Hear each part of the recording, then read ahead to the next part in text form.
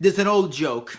Two women walk into a yoga studio. One of them says, "Boy, this yoga session is really going to be difficult and terrible."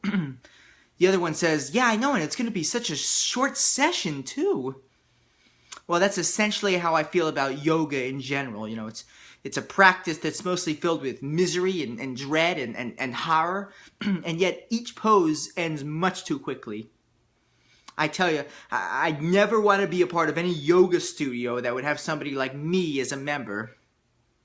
I recently took up Kundalini yoga, and I really believed Kundalini was a type of pasta.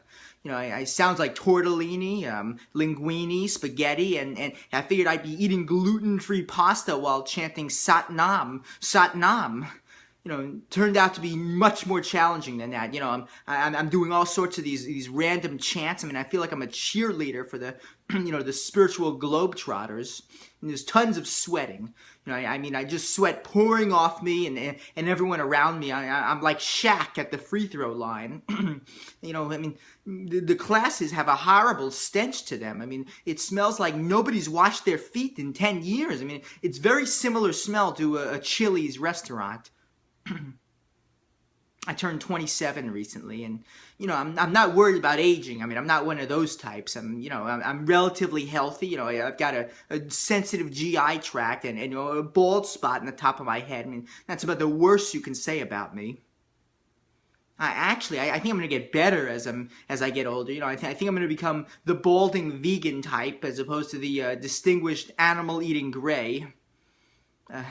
Unless I'm neither of those two, and unless I become one of those 60-year-old hippies in Whole Foods screaming about GMOs with wheatgrass dribbling out of his mouth.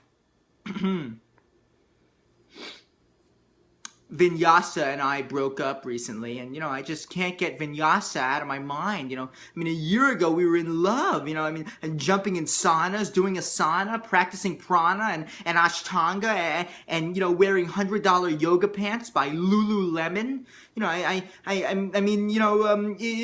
It's done now. It's all over. I mean, I went from Vinyasa to gin and matzah. I mean, I had a relatively, normal childhood growing up. I grew up in Boca Raton, Florida during, the GMO age, eating double stuffed Oreos and sipping on Capri Sun.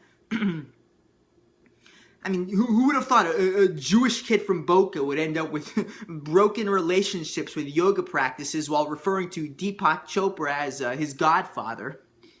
Mazel tov and namaste.